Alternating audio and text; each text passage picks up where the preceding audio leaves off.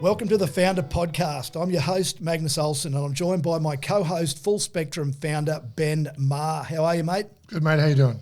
Very well, mate. Today in the studio, we're sitting down with Alexandra Terrey, founder and head coach of The Mentoring Effect, a company redefining how we approach leadership, mindset, and high-performance transformation through neuroscience, conscious leadership, and emotional fitness. Welcome to the podcast. Thank you for having me.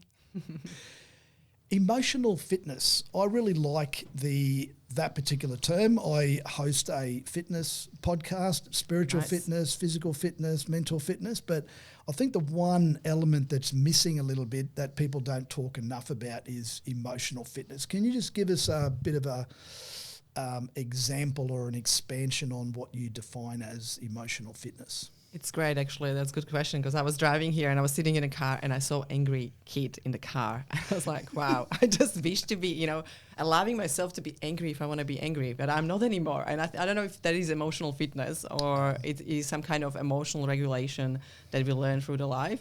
But we are not kids that we can scream around. So it's just really building that understanding.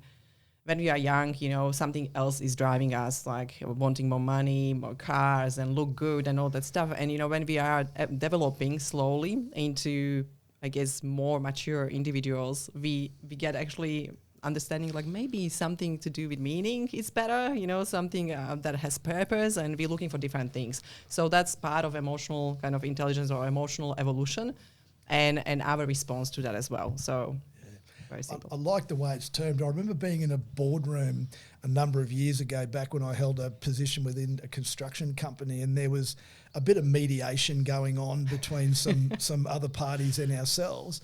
And I remember I was probably late 30s at the time, and one of the other guys across at the table, he would have been late 40s, early 50s, and he literally had a temper tantrum like a 3-year-old kid and stormed out of the room. And I just thought, like, there's an example of someone who's not very emotionally fit or emotionally intelligent. Yeah, I saw so many people like that in boardrooms, and I also saw actually the owner of the company slapping employees on the face like a child. That's not good. So, yeah, it's not good, absolutely. So definitely some evolution needed. All right, let's take us back to the beginning. What was life like growing up for you? And did you have any particular influences in your life that's literally helped shape the woman that you are today? That's a great question. I'm going back and back and back. Okay, so that's a country, communism country, so it's a very different, close borders, not much traveling. And my first traveling abroad basically was when I was 18. So that probably started my kind of passion of like, I want to get out. Like, I want to be out. I want to see the world. The world is so much bigger than, one state. And that kind of probably inspired me to explore more.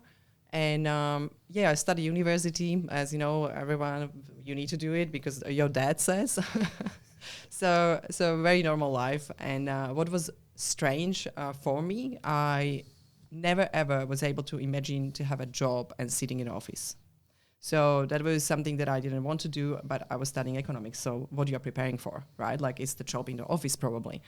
And it was pretty tough to find something that really fits into my kind of personality. So I worked for Red Bull for a while. That was amazing. And after that, I, get my legs and wings. Yeah, I was like, yeah, let's do that for ourselves, right? Like for myself. So it was fun. I started my business very early, but for wrong reasons, for freedom. And if you know how it is in business, it's definitely not free. So yeah, it was a little bit of surprise, and that's where I started basically in the business world. And then after 10 years, I was like, oh, this is very small here. So what's next? And I decided to sold my company, move to Thailand and explore there just to do another business, and started a small restaurant, coffee shop there. After 3 years, I was like, oh, it's not enough stimulation. Like, let's do something else where we can go. And I actually just had a map in front of me. I said, what is exactly on the other side of Thailand? And it was actually Caribbean. So I was like, okay, so let's try Caribbean. So I sold the business there and I moved to Caribbean. That was tough. It was wrong decision, definitely. Started business there. It was working really well for a while. Can I just stop you there? So you've gone to the Caribbean and it's tough. I don't imagine the Caribbean to be tough. What was tough about it? I think small islands, so very boring. So boring for me is tough, right? Yeah. And I think you will probably know I'm probably very similar personality, and yeah, I think it was probably too easy and too fast because you know the island straight away, like you know every venue there, and I was basically studying tourism and a little bit of water sports, so I was basically knowing everyone on an island in 1 or 2 months. And then I was like, okay, so what now? Like, I want to explore more. I want to do more business and, going further. So after a few months there, I think it was like 4 months, I decided to actually leave that and just move back. And I did actually coaching for American company. So that was kind of journey into that. And I spent some time in Slovakia and Europe. And then I actually met again my boyfriend from Thailand. And now we are together. I moved to Australia because of him, basically, to Perth. A lovely ending to the story. So you've sort of traveled all around the world. You've been to multiple different places. How would you say that's informed and shaped like who you are today, and not only in a personal sense but in a business sense? Yeah, I think I didn't answer that one. So it's I think from perspective of cultural differences, I started to understand people. I learned so much about people, and I learned that we are all same at the core. Like, we all just want to be seen, heard, and understood. We want to be taken care of. We want to be valued. So it doesn't matter who you are, what you have, where you're from.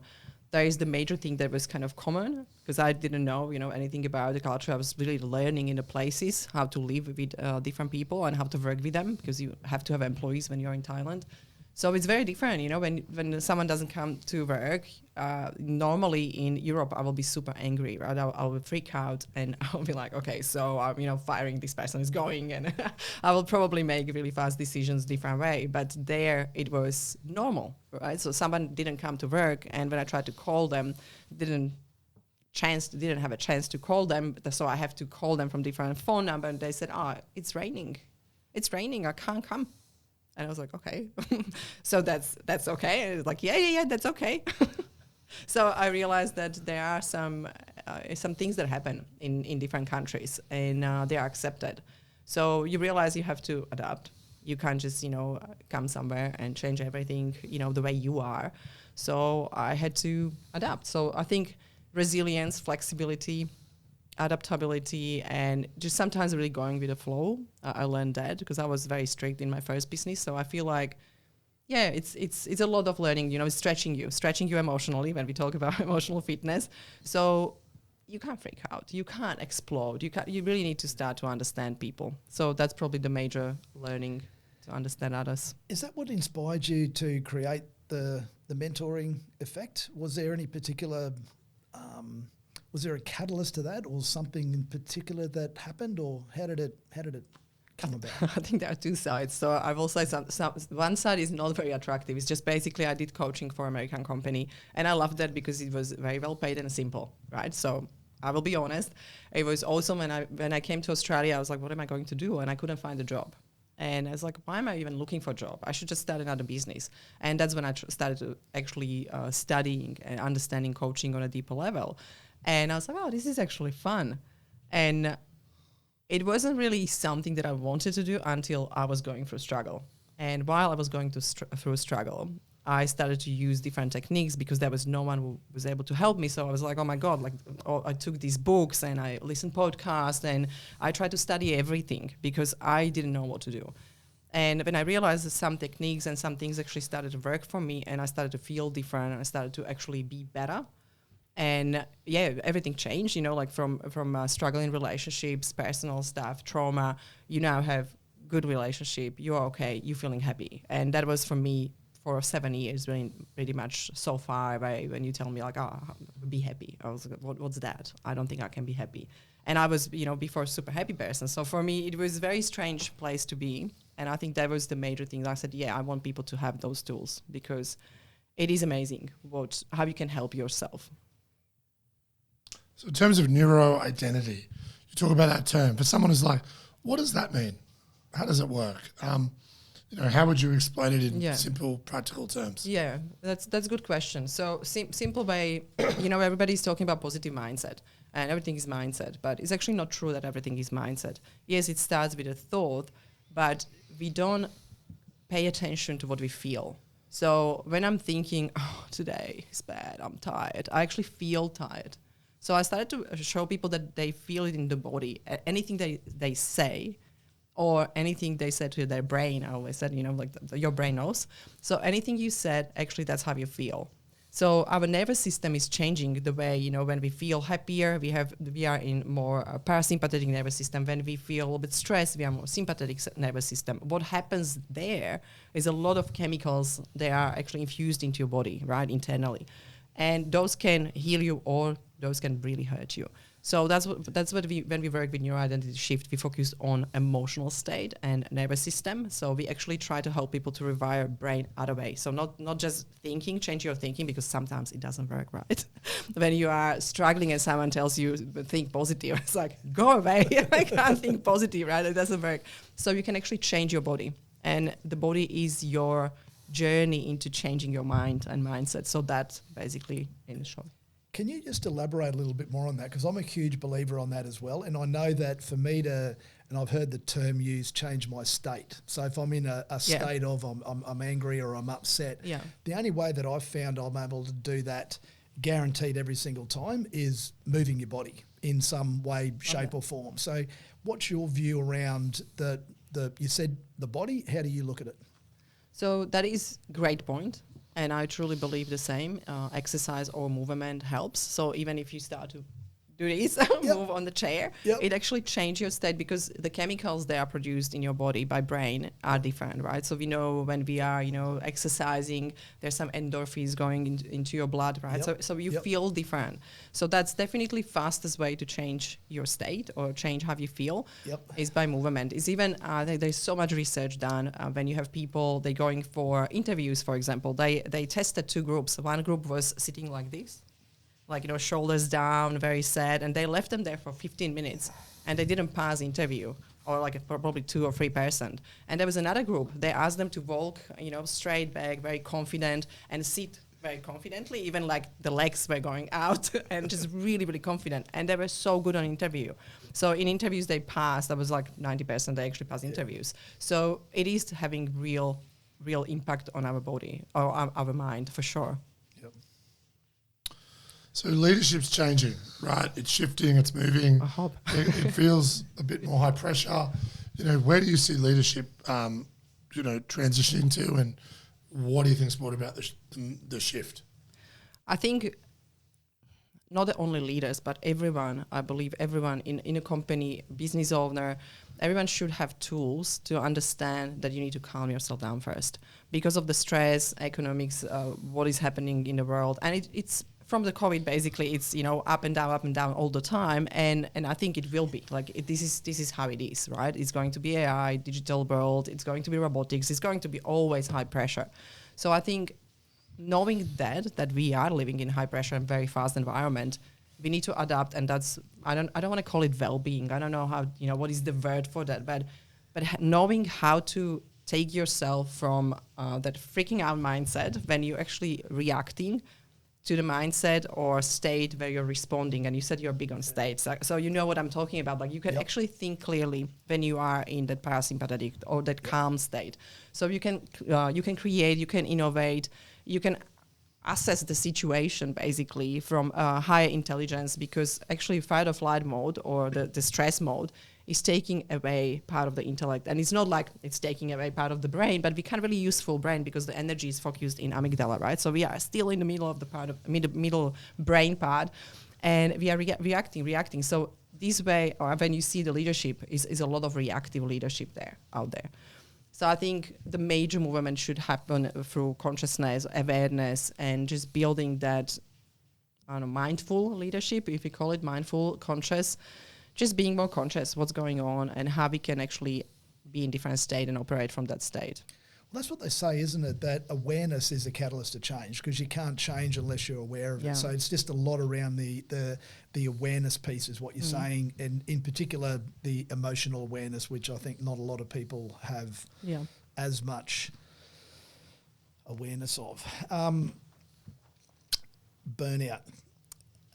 That's something that's quite prevalent in today's society. And what are some of the signs that you see to see if somebody's getting into that burnout stage, where are they out of alignment, for example?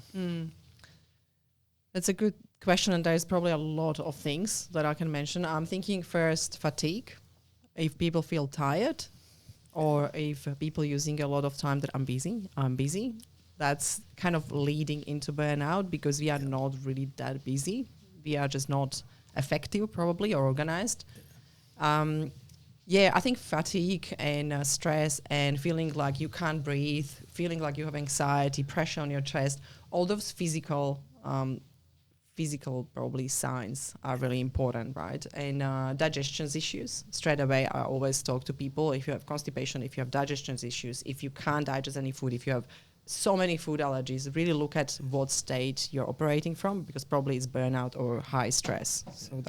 So obviously, the high stress, because a lot of people, we associate that with mentally, but what you're saying is clearly there are physical issues that you experience if you are really badly stressed out. Like you said, you're not sleeping, you're not eating, you're not moving.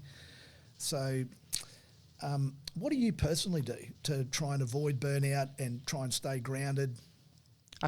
I wish I avoid burnout, but I did go through burnout first. Like I experienced that, and that's why actually I'm practicing, because year and a half, 2 years ago, really bad burnout, and I had 21 food allergies. I couldn't eat anything. If you will find me anywhere on networking with some food, I will never touch it. I couldn't touch any food. I felt so sick. I ended up like I can't breathe, and I had to leave the table so many times from the meeting. So I decided I'm not going to eat on any events, or if it's dinner or lunch. And then I said, no, that's not solution, because you can't sustain that solution, right? Like you can't just not eat. So I started to look for, okay, so where is this coming from? I was healthy, I was fine. A lot of things were going through my life. Okay, so maybe it's stress related. And that's where I started to kind of investigate and started to practice a lot of meditation and state change. So that's where I realized how, like, I love the biology and physical body, right? So when you're looking at that, how many chemicals are influencing your digestion system, and then you change the chemicals in your body through, states and meditation, breath work. You can do so many things. Whatever works for, everybody's different. Whatever works for you, it can be even breath work for 2-3 minutes a day. It's already changing the way how your chemicals work in your body. And I did it. And I was just trying to put myself in a rest and digest parasympathetic nervous system every day. And I was like, every day when I was a little bit stressed, no, let's go back, sit down, going on a beach or being at home. And I just breathed and meditated. And then a year later, I have no food allergies. And I'm not saying I'm a doctor. I'm not saying from a medical perspective, please go check, get some tests done. Because I had tests. Like I was going through so many doctors, nobody was able to help me, and everybody says I'm fine. I said, I'm not fine.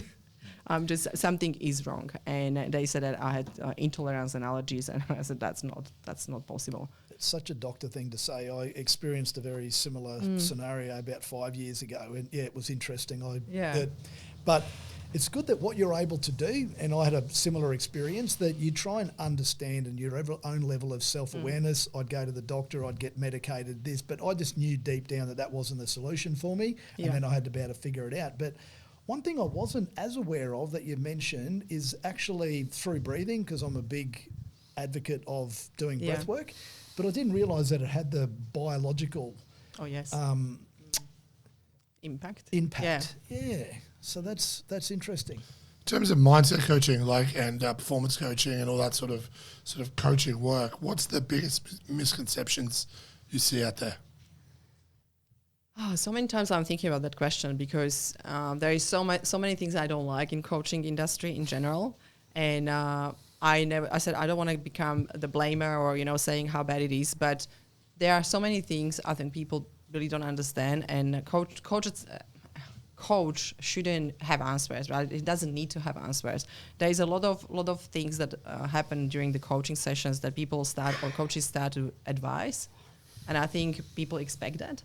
People expect some kind of magic bullet and say you can solve everything for me, but it's not that, because that's not sustainable. So people need to understand that Coach is not the person to give you advice. It's just there to lead you to start to learn and grow and, being challenged and go by yourself through challenges later. So you don't need that coach all the time next to you because that will be crazy, right? Like you don't want to have coach for like every day, all the time for months and years. It's great if you have someone who helps you, but you also want to go through different coaches because different coaches, different levels, different mentors, and you need to outgrow your coach and mentor, right? So knowing that, I think just to understand that coach is here just to solve or help you to solve your challenge. And that's it, move on. Don't get stuck into, long relationships just because you feel like this person have answers. No, they don't have. No, that's very, very well put. I talk a lot about longevity and sustainabilities, and built to last is a little bit of the motto that you can see written on my shirt. How much emphasis do you personally spend on yourself spiritually, mentally and physically, whether daily or weekly? Yeah. That's a great question for all of us, right? That's like a little bit of reflection. Well, it's a little bit of the practicing what you preach, and I'm pleased that obviously what you went through a couple of years ago is one of those things that now you've actually been there and you've experienced it. And now that you've experienced it, I've actually noticed, and I'd put to myself, back before I got burnt out, I might have hit level 13, where you get level 10, you go like that's that. But you push yourself to level 13, then I get myself back down to level 6.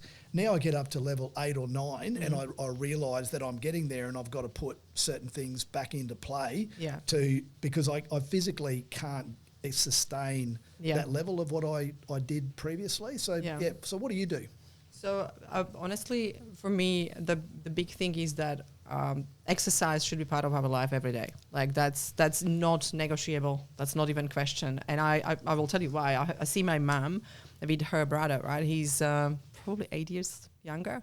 And she is not doing big exercise. She's 72, but she has her, small weights. And, she does these cute little things, but she does it every day. And she is totally different, like her younger brother, that is already walking, bended and is shaking and is not that well. And she's absolutely fit. She's fine. So for me, knowing that I can go to maybe 100 years or 90 years or 80 years, of course, if something, sudden doesn't happen. But my question is, how am I sustaining my body so I can be okay when I'm 80 or 90? Because I want to be okay. I don't want to, die in pain. So for me, that's the major thing, just to really go and exercise, do meditation. So state change, absolutely. I'm not standing anymore 1 minute in stress mode because I know what actually impact it has on our body, our health, all different diseases. When you look at all diabetes, everything is actually now stress connected. So for me, that's like big scary thing. So I'm like, no. So stay changed, that meditation, breath, just recalibration, whatever I need. Like exercise is not negotiable, but this part is recalibrate every day. I love to hear that because that is my exact philosophy. The M26, the M's movement, and 26 minutes. So I do that religiously every single day, a minimum of 26 minutes, and then meditation and breath work. I don't do that as much. Breath work, not every day, but I certainly use that for when I feel a little bit stressed in particular, that has an instantaneous effect on me. Yeah, fantastic. So you've developed a brand around purpose and energy and presence and all of that. I suppose, if you were giving advice to anyone out there about sustainability, what advice would you give them? Sustainability in business? In terms of implementing a strategy, and in your case, you've built it around being present and all of those coaching strategies. But for anyone who's listening to this. Yeah, got it. Yeah, okay. So I would say being consistent and don't buy into your feelings and emotions because, one day you're tired, one day you're happy, one day you're excited, and don't react on that through your strategy, right? Your strategy is planned already. This is your business. This is what you need to do. Exercise. You're doing exercise every day. That's not negotiable. Don't buy into that in the morning, right? Like, I don't feel it today. It's a lie. So that's probably the major thing. Yeah. Well, just on that point, what strategy did you have, just from looking at it from a founder perspective? So you're obviously very passionate about what you do, but then taking that passion and then turning it into a commercially viable business, what do you say to somebody out there that has a passion about something, but then there's a difference, isn't it, to go from passion to commercially viable business? Yeah, absolutely. And look, I always realize that in business, there is a time when everything is going well. And I was just talking yesterday with someone who is also in coaching, and they said, first few months, amazing, you grow because you have this enthusiasm and you go for it. But I said, yeah, because you are talking to the market that knows you, right? So you're growing up because you have all these people want your programs, all people trust you, but now who else is out there? Who is your next client? So that's, I think, very early in business, you need to start to look at, what is the strategy, how we sustain the business. So you need to actually look at how you can leverage, or what is the business model look like? Because I made mistake, I will be honest. Like, I made a big mistake that I was running coaching business with me being coach. No, that's wrong, right? Like, that's buying myself basically employment.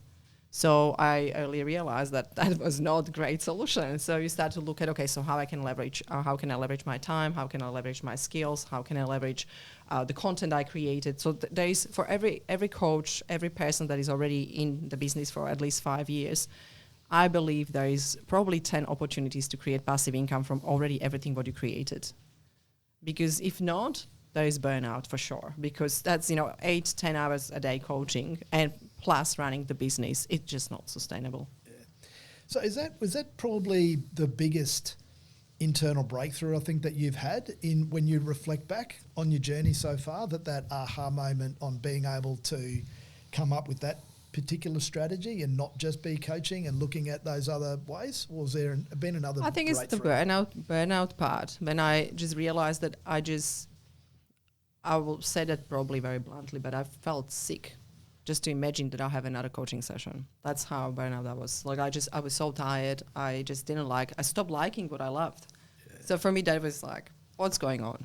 Like, I used to love it like a few days ago, and now I can't touch it. So that was for me really scary thing, because that's, what's next. So probably burnout and leading yourself into that fatigue and overworking. It's not solution. It's not great. And sadly, I didn't know everything, right? I didn't know everything about this side. Like, I need to take care of myself first. I need to be okay. I need to be 100%. No one told me. I don't know. Maybe I just didn't listen. Who knows? But if I knew that what I know now, I will definitely don't run business that way.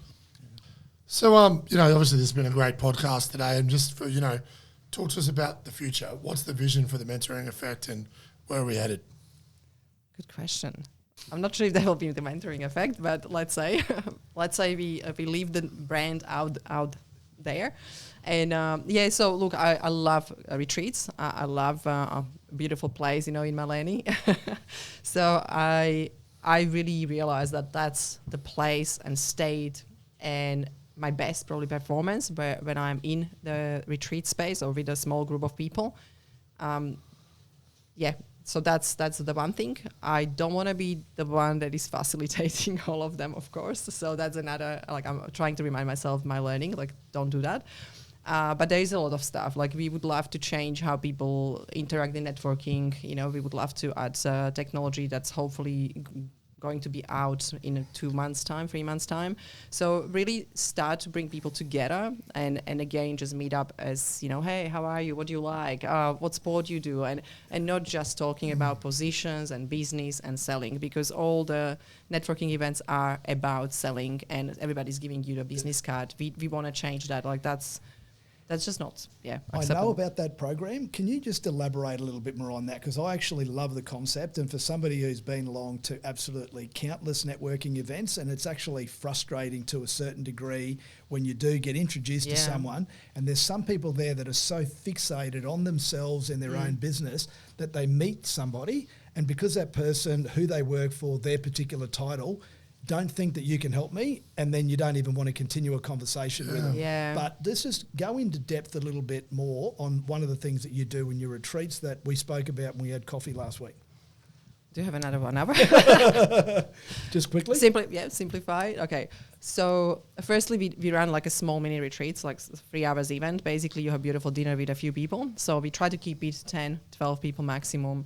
And we go through conversations where it's prohibited to talk about your business. And we have, of course, questions, and we do a little bit of exercises where you connect with other person, but you connect on a human level. And there is actually transformation happening on the event. So that's really funny because people don't come to that event for transformation. It's just really coming together and being as a childlike, like being there, being creative, having fun. And basically we have the support of app and technology that helps us to kind of continue the conversation after. But what people do, they first like or dislike each other, right? That's all. Like you click with someone, you don't click with everyone, right? And that's okay. But the app allows you to kind of reflect on that. And then you have this beautiful momentum where the AI is actually doing all transactional side of networking for you. So while you're sleeping, your AI agents or the people there on the platform, they just play around and find out the opportunities. So I truly believe that sales, marketing, advertising, that would trust advertisement. I don't think a lot of people trust advertisement anymore after these 100 years of, lies. So when you're looking at what's going on in social media, I think we have a big need to move away. And that's where we want to kind of step in. We really want to help people to don't have open networks, don't have thousands and thousands of followers. They're empty leads. They never brought you anything. Go advertise on Facebook. No, please don't do that, right? So it's just that it's just overused and it's full of spam and it's full of lies. Just really don't work for many businesses. And if you don't have probably $1 million every month for spending on social media, it's probably not much you're getting out of that. So that is changing. We see it probably, in business as well. That's gone. And I think we are going back to relationships. So we really want to accommodate or facilitate that people can go back to relationships. All right, last question before the quickfire question. What's a valuable piece of advice you can give anyone out there who's thinking about starting their own business? What would you say to them? Probably think about that why. What is your why? Because if it's just freedom, it's not going to happen for 10 years, maybe later. So really think about that. What is the driver? And if you are able to have self-discipline and sustain it, because there will be hard time, always. There is always up and down. Perfect. Are you ready? Quick fire question time. Oof, sweaty. What should you be doing more of? Vacation. A song that you just have to sing along to. Damon's. Imagine Dragons. Yes, that's it. Coffee order. Flat white. Favourite food. I love a really nice piece of bread and butter and tomatoes and basil on top of it. Morning ritual that you never skip. Exercise. One word that describes your leadership style. That was the hard one. I was always thinking about that excitement. A book that's changed your perspective. Michael Singer's. Michael Singer. What's the first thing you do when you need to reset? Meditation. A hidden talent no one knows about you. I think I can see. That is a joke. A quote or phrase that you live by. If you want to see the change in the world, you need to change. Dream holiday destination. Hawaii. The biggest misconception about coaching. I think it was that coach knows everything. The most powerful habit that keeps you grounded. Exercise. One piece of advice that you'd give to a younger self. I was going to say, don't start a business. No, I can't say that. Be prepared. Favourite way to recharge, mountains or ocean? Mountains. If you weren't doing this work, what would you be doing? Traveling. Last question, finish this sentence. Purpose is? Adding value. What a great way to finish. Thank you very much for all of your insights, all of your time. I love your energy and look forward to watching your mentoring effect, or wherever it's going to called, grow into the future. Thank you very much for having me. Thanks for coming. Awesome. Wonderful. Thanks. That was awesome. Thank you.